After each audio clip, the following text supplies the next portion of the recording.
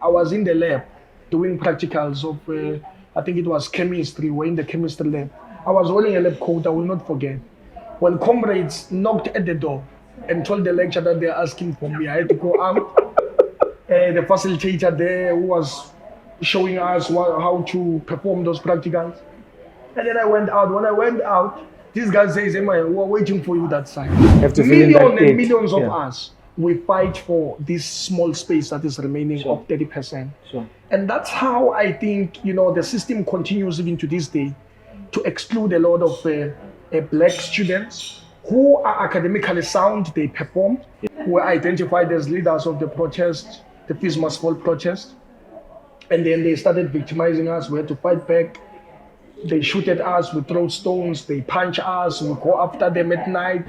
I moved to a place called West Dean. West Dean, there were comrades who were residing there. Luckily, when I got there were comrades from KZN who were also running for asylum in Joburg. Oh, I see. Because they were also looking for them. In duty, were refugees.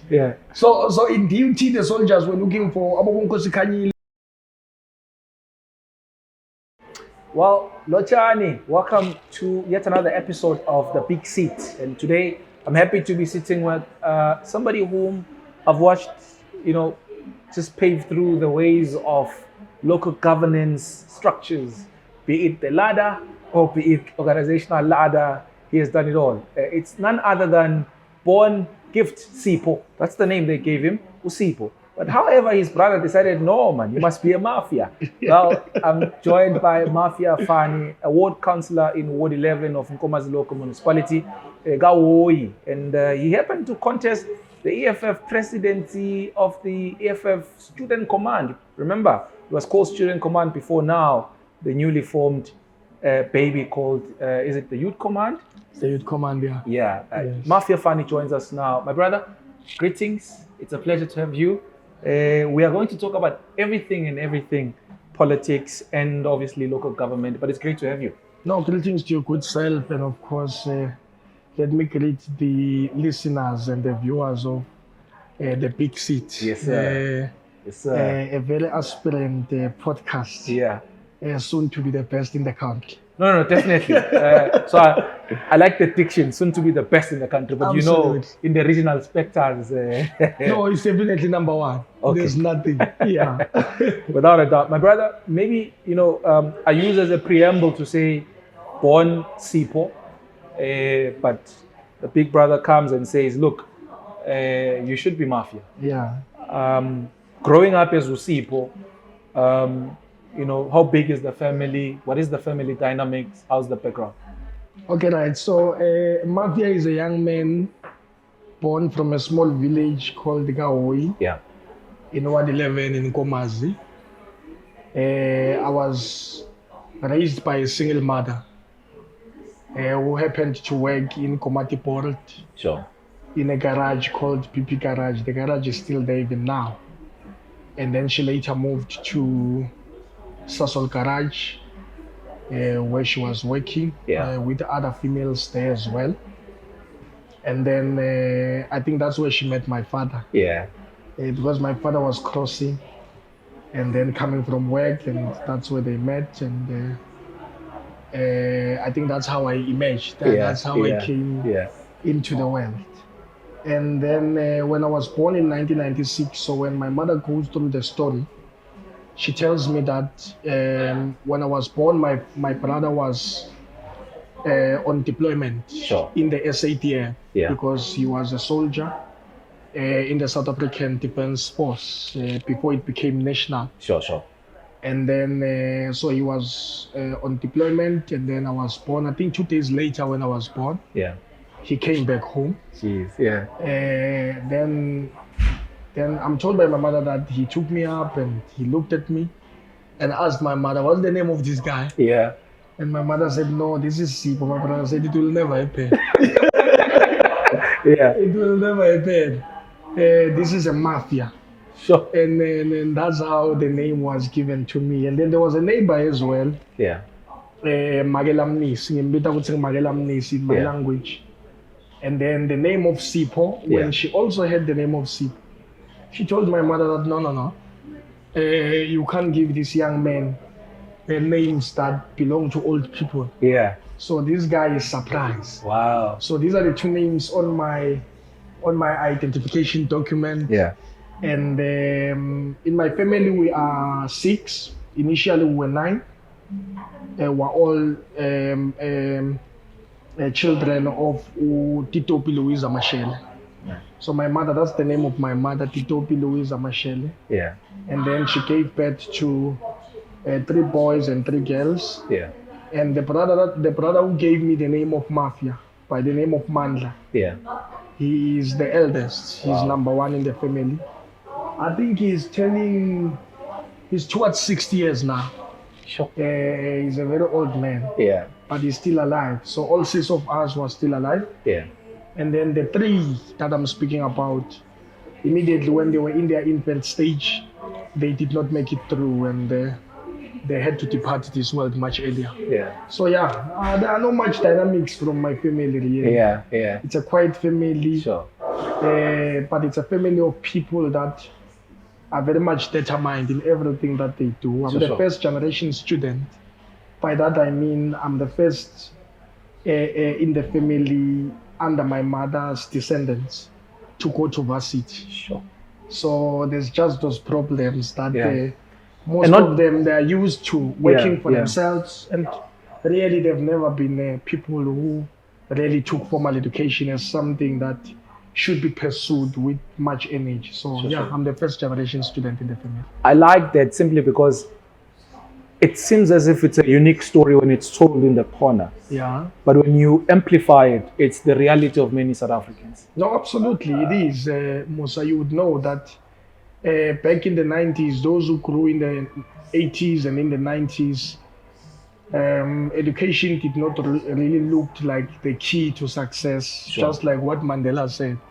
Yeah. It didn't. At the time, they had to be very much worried about getting involved in participating in the economy Sure. and trying to assist their siblings to make sure that they grew. Many of them, by the way, in South Africa, at an early age of 16 years, 17 years, you are already a breadwinner at home. Sure. Yeah. So when are you going to study? It was impossible conditionally, the conditions that were there for my siblings really to pursue, given of course the family background. Sure, sure. All of them, they had to contribute to make sure that we all have food in the table Yeah. and all that. So everyone who grew up before me, they had to take that responsibility. Sure. And that's why I love them so much. They are now my responsibility. Nice, Anything nice. that they want. Yeah, they can help. I know They they're can my expropriate champions. the income. As much as they want.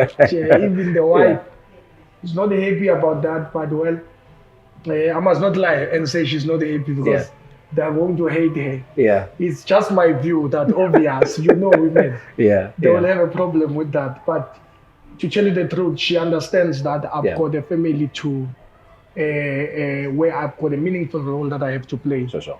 And she has never contested that. So I just hope that she remains like that Yeah. and not cause problems for me. Yeah. Just maybe let's finish the wife part or females part. I had the CIC of the EFF when he was in Secunda. He said you must give them the money. Have you started giving them the money? Hey, he's putting us in trouble.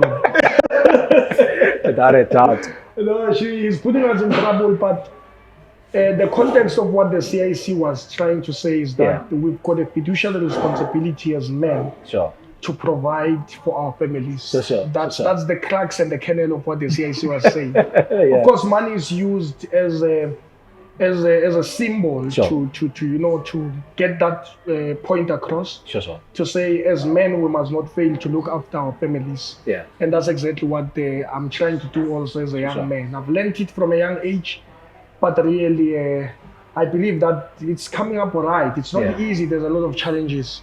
But I can tell you now, we are trying by all means to provide for them. Sure. So that if we say we are leaders of society, it must begin at home. They must first be able to see that we can provide for our families, because you cannot provide for the people if you can't provide for your immediate family that is very much in need as well. I like that. I like that. Now let's talk about, at one point I noted that you went to UCT. How does then politics meet you? Because I'm looking at at the picture you've painted for us now, Big Brother is in the army.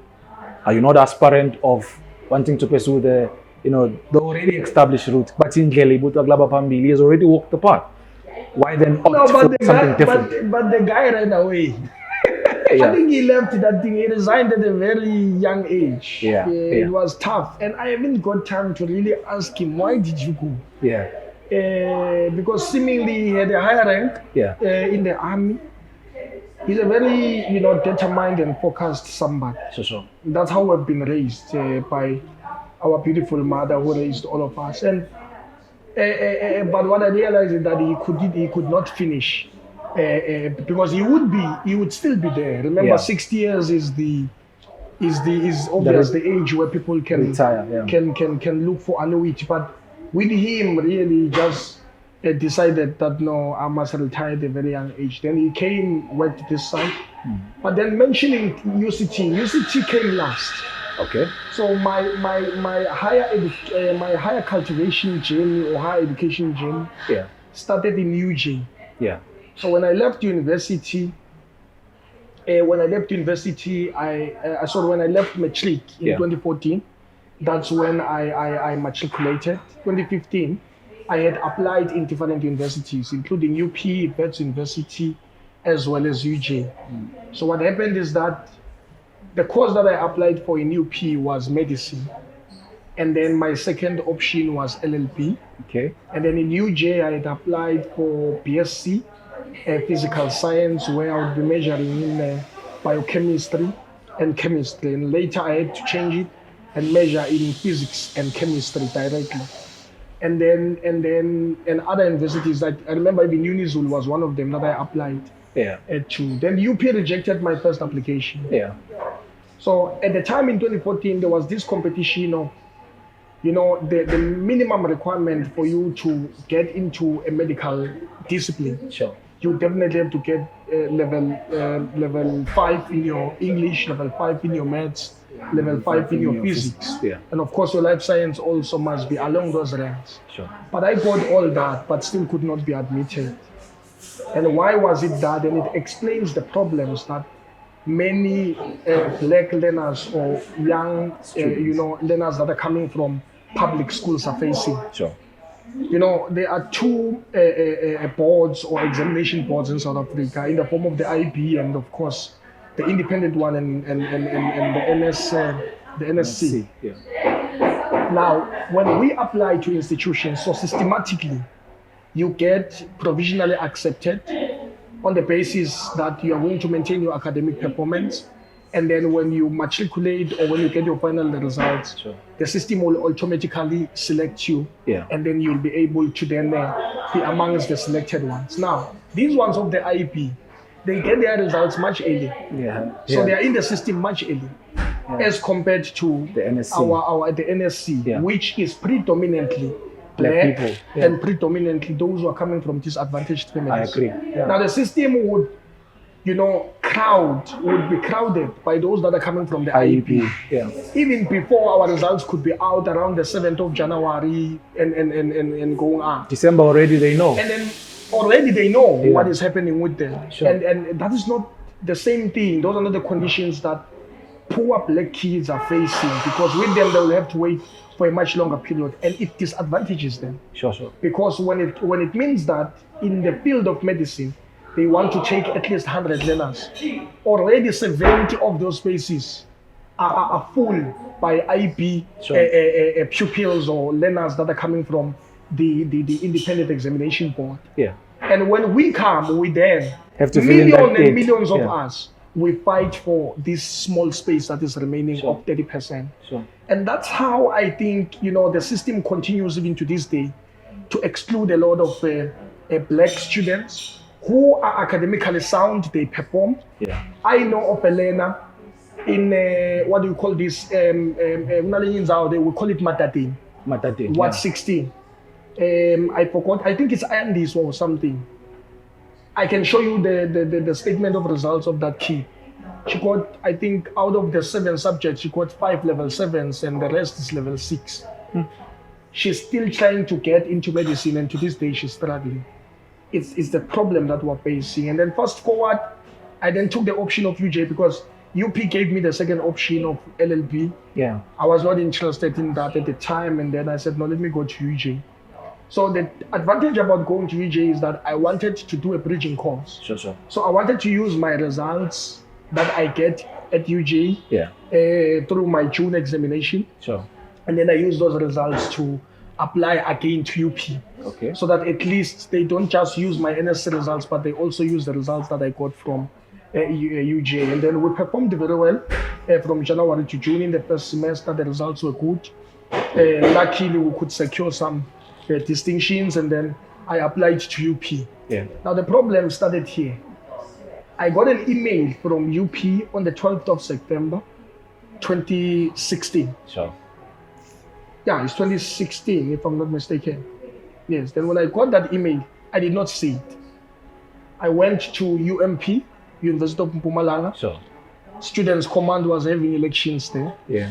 And then I was going there to assist comrades and staff. We won the institution for the first time. We got 7 seats. I think the president that was deployed there is a guy called Moses. And the lady, Waka Vilagati, I just forgot her correct name. And then when I came back from UJ, I was called by comrades during that weekend that, look, my guy, on Monday the protest is starting. So I was supposed to go and lead the protest there. Yeah. So there was a famous song that I used to sing of Solomon. And when I sing Solomon that song, Mahlang. Solomon Mahlang, and then students would know that it has started. Okay.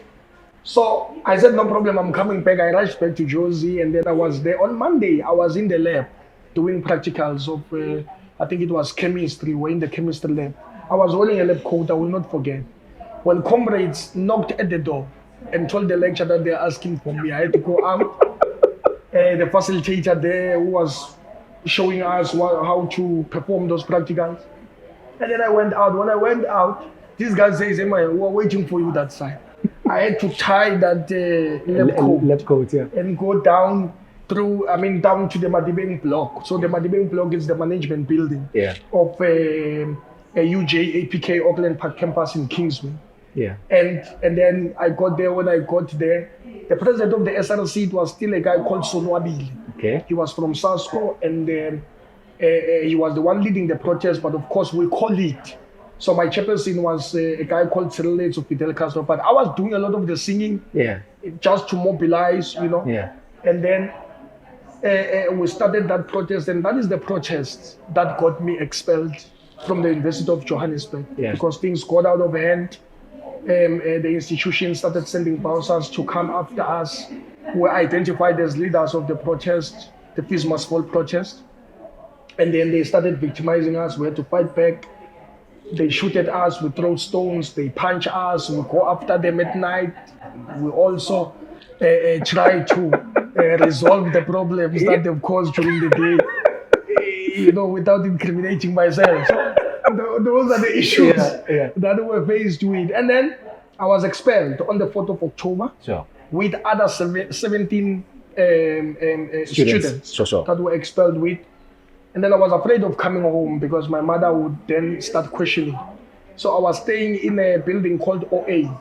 So OA is in Gate 4 of Kingsway. Yeah. It's a residence where most of the comrades were staying, as well as Waterberg. At 3 a.m. in the morning, police came looking for me. I was protected by a security guard. Obabe Mamba. I don't know if this guy is still alive. Yeah.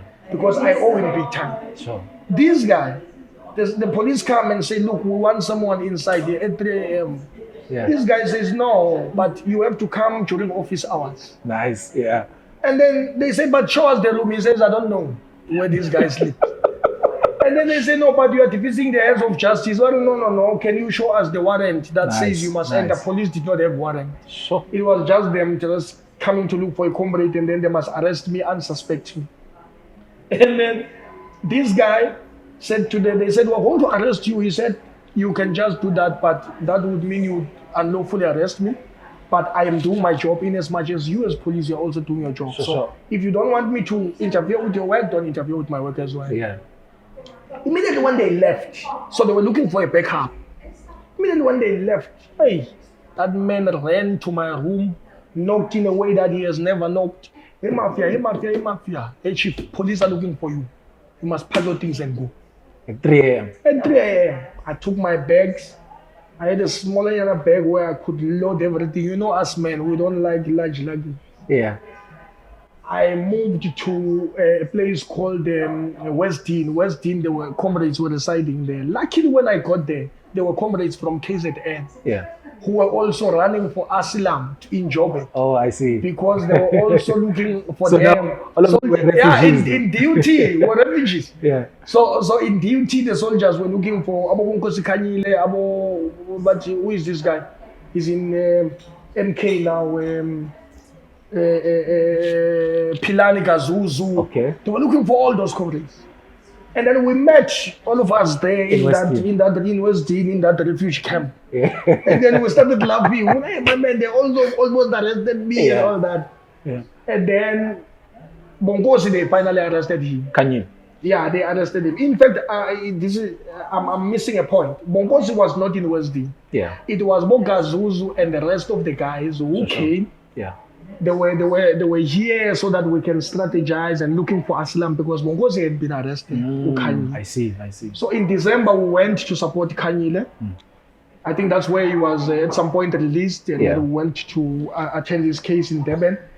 And then fast forward, I came home in January 2017. I tell my mother that look, so she's asking me when I'm going back to school. I'm like, look, I no longer want to go to UJ. Those things of UJ I don't want them anymore. That course is boring. I'm going to do medicine now. So I take the provisional acceptance letter that has a condition from UP that we have accepted you provisionally, but you should maintain the same academic performance in your final examination of December. So. I don't have the final examination. So the condition falls off. Yeah. Then I take that thing, I show my mother, I'm like, hey mama, I'm no longer going. My mother brings together my family. They try, Shem, to contribute some monies for me to go to Pretoria. I get to Pretoria, I start the the registration process. So I get there, I give them the provisional acceptance letter. They say to me, we can see you in the system.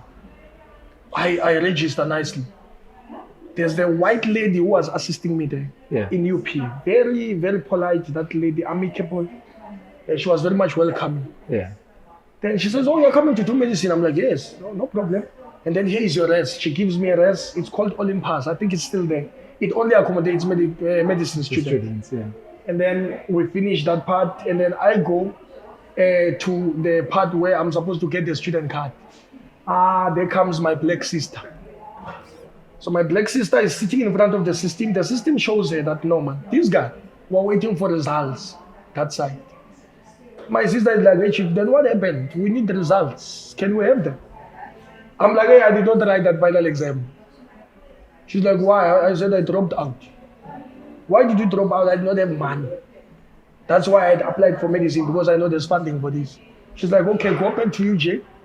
Tell them you need a letter just to indicate that you have at some point halted your academics. You just dropped out. I couldn't go back there because there was an interdict. I couldn't be 100 meters closer to the institution. Jeez. That's how I lost my medicine opportunity. And then fast forward, I went to a college called Middleburg Campus in Nkangala. That was in May 2017, after taking some gap. And then that's when I had to tell my mother the truth, that I got chucked out there because of politics. She understood. I went to the college. When I got to the college, the conditions were bad. The ones in varsity that I saw, they were better. Even if you are to say, I want to avoid politics and not assist and not fight for anything, the conditions just makes it impossible for you to take that particular stance. Are you saying the conditions of some of the universities versus the TVET colleges, the colleges, there's a huge gap in between? No, there's a huge disparity, my man. You can tell that now I'm in a college. So a college takes a form of a high school. It looks, even structurally, how it looks and all that, it looks like we are in high school. And then, you just came out of a class. and then the break changes, then you go to another class, like that, like that. You don't have a sense that I'm in an environment of higher cultivation. It doesn't look like that. It looks like I went back to my former school where you were at. And then there are other universities, by the way, that are also not in good conditions, especially previously disadvantaged universities like your Unizul. Empangeni. Yeah. If you go there, my man, last time when I was there in 2021, there was no fence in the school. In Unizul. And even cows, they pass on campus and then go to the other side. I was very surprised when I visited conference. I was like, what is this? And then I was supposed to take a shower. So I go to that shower. It's an old building. Yeah. That's what our students are subjected to. Jeez. So you would know that a shower must have that outlet that has some pores. Yeah, that shower cap. You know, that shower cap. Yeah. And then it regulates the water, so you don't get it in huge volumes. Yeah, sure. That's not the situation in Unizul. What In is the Unizul, situation? the water comes from the pipe. Yeah. And then, it flows on top of you. So you have to constantly come back and forth. Number two, the water is not hot. And you can imagine what is happening to our students in winter. It's not fun. You can observe that. So that is the condition. Then when I got to the college, those students are struggling. NSFAS is frustrating them. I call comrades in Joburg. I'm like, I'm opening a branch of the students' command. They're like, no problem, open. We open that branch. 2 weeks after joining the school, I'm on strike. I'm leading a protest. So I led the protest at the wrong day because it was my birthday on the 31st of July. Yeah. So I'm turning 21. Yeah. So my mother is supposed to call me in the morning and say, happy 21st birthday. Yeah. It's a big deal. There was a lady there who did not like me. She was from a union called Miss Modibe or something. Yeah. That woman, she was deployed there by the union to just destabilize that college. The way she hated the EFF. She went into the application form, looked for the contacts of my guardian. She got my mother's numbers. That's where I learned that in the application form, you don't put the contacts of your parents because you're going to have problems. She went there, she called my mother. She told her, I'm holding the school into ransom. I'm striking. My mother had to call me on my bed and cried on the phone. Jeez, that my son, you were chucked out in UJ. You are repeating even now. What's wrong with you? Yeah, no, a portfolio of evidence. I just said, you know what, Mama, the condition here is very bad. And if I don't decide to fight here with these kids, it's also going to affect me. I'll call you immediately when I'm done. And after dropping that call, that's where I got very much agitated. I said, I wanted to shoot them. That strike intensified. We closed that road going to Limpopo. There's a road in Middelburg that goes to Limpopo when you're by OK. Yeah. Closed that thing. They were removed by police. You know, Middelburg police, it's white, most of them. And they are trigger happy. They like shooting. They had to deal with us there, but we ended up getting what we want. While I'm in college, because I was very much bored in that space, I was applying for a scholarship in Cuba. To go into medicine in Cuba. So. The department called us. They told us we were successful. Out of 1,700 applications, they took only 103 of us, and luckily I was part of that. And then I got accepted. I was called in Ellisbreid. We then did something like, what do you call this? They selected us. Out of the 103, they took 6 of us. They said, look, we know you applied for medicine, but we would love to, because you qualify, may you kindly consider studying information technology and computer science under the engineering faculty. Sure. And it looked exciting. I mean, my man, when they say to you, you are going to Russia, you are not going to ask a lot of things. Whatever that comes, you're like, I know. Yeah. Come, bring it, let's study. Yeah. And then... of UN. Yeah, I remember it was Cuba at first, and Cuba was full. Yeah. And then they said, we've got an option for Russia, and then they took us to Russia. And it was good. I was there for 3 years. Until in the last semester something happened in Russia and I got in trouble. I had to come back. Just to give you a small brief. Yeah. So in Russia, we were staying in something called Общежитие. So Общежитие, it's a hostel. Sure. So we're in Nizhny Novgorod University. It's called Lobachevsky. Nizhny Novgorod, it's a province. So it's like So when you're in Moscow, you're in the capital, Yeah. right? Sure, You're in Gauteng. sure. So we jet off at the no, we don't jet off. We land at Metadodo International Airport, and then we take another flight to Nizhny Novgorod. So in Nizhny, it's like moving from Jobel to Mpumalanga. So there's a university here called Lobachevsky. Sure. And then that university, that's where we were taken, admitted, and then I was there for 3 years, tolerating conditions that looked very inhumane. So this is the principle of Russians. Russians are not racist people per se, Yeah. but they've got one weakness. So they took time to allow foreigners, particularly from Africa, to come into their country. I think they started doing that in 1996, if I'm not mistaken. Sure. So to them, a black human being is still alien. It's like an alien plant or a species. Yeah, someone a subhuman. Yeah, it's a subhuman. They are not used to that. So when you walk into the malls of Russia, you get to realize, they're in a museum or something. All of them, they just turn and look at you. So they had rules at the school. In the общежитие. In the общежитие, so общежитие is a hostel. Общежитие номер 5, and then номер 5 is number 5. Now in that общежитие, they had rules that you cannot leave the hostel after 10 and go outside. Yeah. So we're young, we're university. After 10 is our time. We need to caravan the streets and mingle with other kids. Yeah. No, they don't allow that. I started noticing that. Secondly, they keep our African students in one floor. Russians, Chinese, Arabs, they are mixing. Africans were on our own. I said, these conditions, I cannot allow them. Because when I visited the Russian hostel, I had friends there in the Russian hostel. When I visited, they stay in 1-1 or 2-2. When we go to my hostel, we stay in 4-4. So I went to this lady called Commandant. So Commandant is the owner of the hostel, the manager of the hostel. I went to her. I told her, look, from today, we're going to stay in 2-2.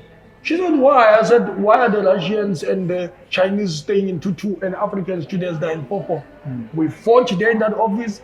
I left to my room. When I got to my room, I was staying with my brother called Rodrigue from Cameroon. Yeah. And then I had some others, I think it was Gabon. I had friends from Gabon called Eric. And then I told those guys, those friends of mine, that today we are all leaving this room.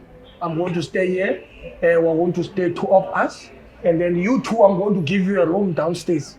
There's a room that is vacant downstairs. That's where you're going to stay. So I went, I took them, I put them there. It became a huge war.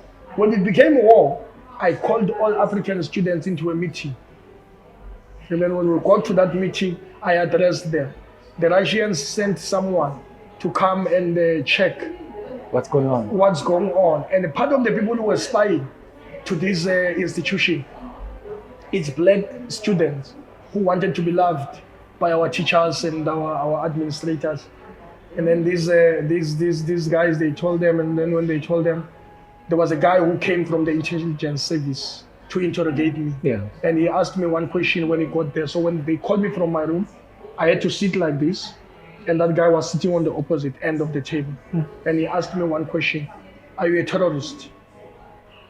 I said to him, if terrorism means fighting for better living conditions for our students, then I am a terrorist.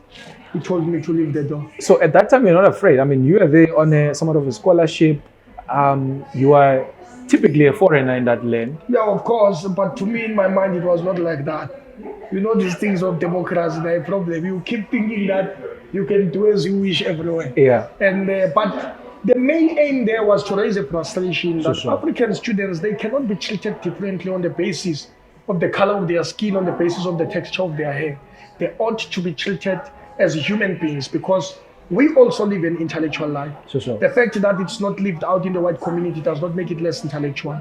And you know, if you are conscious of your blackness, I can tell you now, Musa, at any given moment, it doesn't matter how fertile those conditions can be, how dangerous the space can be, but the moment you are conscious of your blackness, you will definitely fight against all the conditions that makes being black as something that one cannot be proud of. You know, the indignities of underdevelopment, the indignities of poverty, the indignities of landlessness. Those are things that at any given moment when you're conscious of the blackness in you, that this is who I am and I accept myself as I am, and I don't have to alter anything in my body to fit in any grouping, then you will definitely fight against the conditions that makes it as something that you cannot be proud of as being a black person. Then 2019 December, I was chucked out of that university. They told me I'm expelled for a year. I came back home. When I came back home, that's where the journey of the Students' Command and the presidency and contesting started. Because I registered immediately at UCT, and then UCT I was doing political science, but I came at the wrong time. Because when I came, it was COVID-19 in March. Sure. And now I have to study online. It was not interesting to study online. So I registered in UCT. I was a student of Dr. Lushaba at in one of my modules. He was teaching us political science. So he used to say, when he gets to class, that I want to teach you political science against its own understanding. So if you can go to social media and check at some point, he was in trouble for saying Hitler did nothing wrong by slaughtering the Jewish people. And I was in that class. I still have the modules even now in the video, full video of that lecture. I have it in my laptop because he was not necessarily saying what Hitler did was right. People miss the concept. What Dr. Lushaba was saying, Hitler did what any German can do for their nation. So white people, they don't miss an opportunity of being white. It's only black people who don't like being black. So when we have to be black, we feel like we're doing something wrong to anyone. If a white man says, I don't want black people here, they mean it, they are being white. And what about us black people? When someone is saying, let us live and preserve our cultures and continue with the cultures that we have. No. We want to be victims of Eurocentrism. We want our culture. And Eurocentrism is so pervasive, my man, that it gets into your culture, it gets into your education system, it deals with your being, your wholeness. It alters and imposes another culture into your being. And that is what is really happening. So I ended in UCT. Let's now establish, did you perhaps finish? I did not finish anything. No, I'm worried. I did not finish it. I think now I will finish because I'm in UNISA now and I'm working on an accounting degree. I think because I'm not on campus, so I don't see any problems of students or people who are sleeping outside, who are financially excluded, who are now I don't see those things. So I think I can try focus because equally the organization that I serve in does not tolerate these things of not having some form of formal education. I fully agree with the organization on that score. No. At this rate, no. No, they will be proud of me. I will definitely make sure that I graduate and even, further even more. I must do masters. My ultimate tell us it should definitely be a PhD. I'm still young, my man. If our deputy president, Godrej Gadi, can get an LLB degree at 50 years. I mean, my man, I'm still 29 years. I still have time. But obviously, I mean, Tate Gadi had his, reasons, and obviously he changed careers. I mean, you remember that he was not really a law student at one point. He was serving another facet of the economy. Now let's go back to that nomination process. Your name comes up. Now this is the Student Command conference.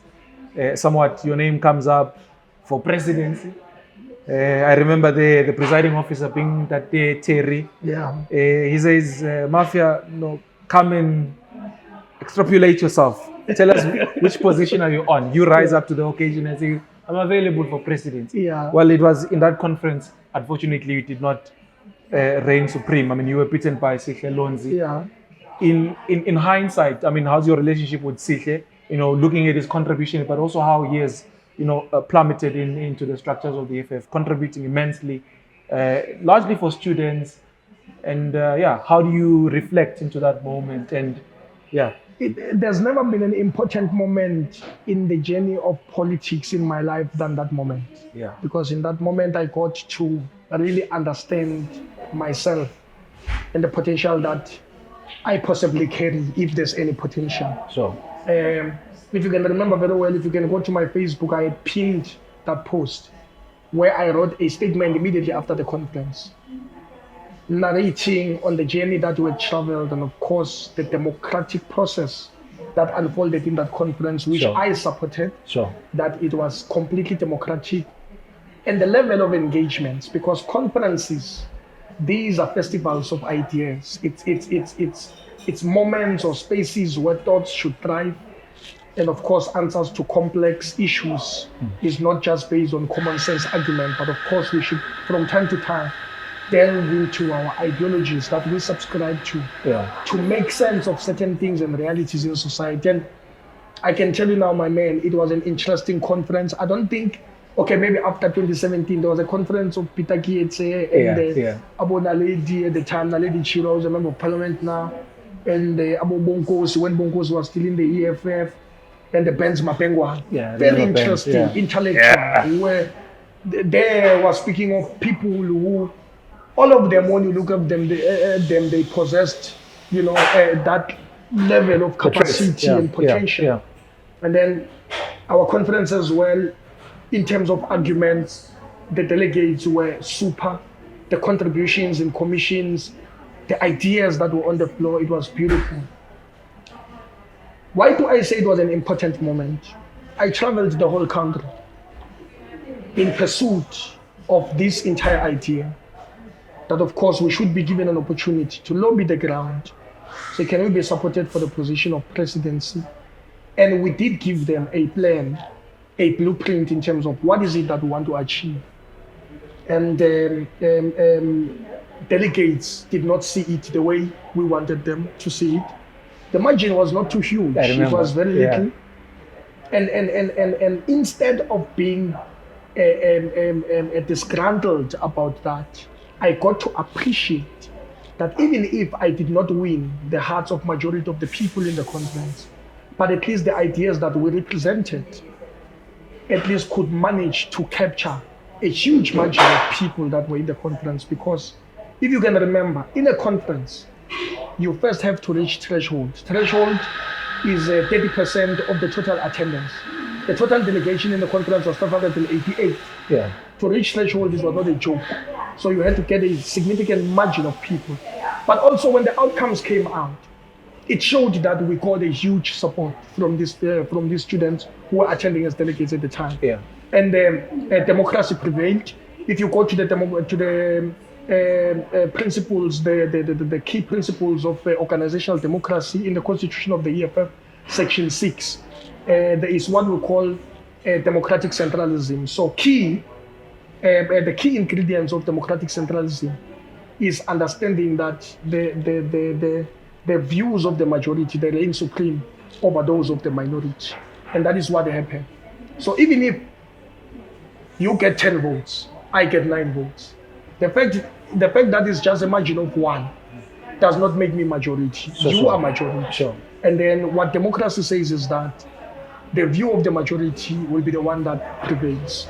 And in that conference, I think the EFF won, not individuals, because immediately after the conference, we could shake hands, and they're still contributing the commissions. I think there's a video of almost 11 minutes where I was speaking in the conference, after losing, by the way. I was speaking to the delegates, and at that moment, I was contributing to the commissions, and I was giving all the ideas that I had initially went on to people to say, if I become the president of the Student Command, this is what I want to do. And I put it on the table. I gave it to Sita. I said, guys, please don't forget to implement 1 and 2 for in the interest of the EFF, because I am well aware that when I joined the EFF, in the membership form, just underneath, in the paragraph where you do your declarations, it does say that I am joining the organization voluntarily, without any expectations of personal gains, without any expectations of material benefit, without any expectations of positions. So in the EFF, when you are elected, the delegates are doing you a huge favor to even elect you. They are not obliged, or it's not mandatory for them to elect you specifically. If there's any leader that they think can do way too better, or can contribute much better in the cause. They have to elect that leader. And that's what they did with Sihle. So in hindsight, you did say, how is our relationship? Our relationship is the relationship of a fighter and a comrade. He's a brother. He's in his own space in parliament. I'm in the local government. He's contributing immensely where he's contributing. I am also trying my level best to contribute the best way I know how, so that we make sure. So collectively, Sihle is assisting the EFF in as much as we are all assisting the EFF, and the EFF is also assisting us to grow, because we are who we are today because of this great organization and the experiences, of course, that it gave to us. So it was a good moment. It was a learning curve, my man, because out of there, I was a very strong person. There's nothing, I don't think there's anything that can ever shut me down after losing that conference, because I refused to be an embarrassment. I said to myself, my guy, it did not go well now. Go back to the ground. We were going to the 9th anniversary. Yeah. If you can remember, I remember. I took my bags straight right from the conference. I went to Bloemfontein. When I got there, packed my bags, got into the ground, mobilized. Joined fighters into mobilizing for the anniversary. The anniversary was a huge success. After that, I came home. When I thought I was going to rest at home, that's why I said to myself, hey, let me just focus here now on these things of finishing whatever academics I'm busy with, until the by-elections came. Yeah, 2022. And I had a lot of people. The conference set in 2022. Yeah, I remember. Yeah, it was earlier. It was July. Yeah, it was July 24. And then I think it was 2 months down the line, or 2 months down the line when I was elected. The by-election came. Because now we've somewhat segued into the by-elections. Then you are elected as the ward councillor of Ward 11 in Nkomazi. Yeah. What has been the experience there? Now, I quickly want to get into, because half of the other stories, I mean, you've best ventilated them and how things have been. Yeah. Now let's get back to. I remember now it was around the same time of then the by-elections, but I want us to, quickly focus on how your experience has been, particularly being in, I think at that time, because the EFF got 2 councillors at the time, you were the first EFF councillor. What does that do to the organization, but equally into what is deemed a rural community or a rural municipality, where for the very longest of times they've been led by the African National Congress? What does that do just to the people of the ward 11, and how did you try to mobilize Abokoko? My guy, I think we must first appreciate, you have just said it, Nkomazi is a rural municipality. Yeah. If there's any base that the ANC identifies as a strong base, is in rural municipalities, because that's where it's comprised of largely disadvantaged people, people who have for a very long time faced underdevelopment, undereducation. And that's what the liberation struggle was about, to try and turn around the conditions of our people. It's unfair that the ANC has, on the long run, decided to abandon what is known as a historic mission and objective of liberating our people completely. But getting back, of course, to your question, we must appreciate that it's a stronghold of the ANC in Nkomazi, and it's not easy to win the hearts of the people. And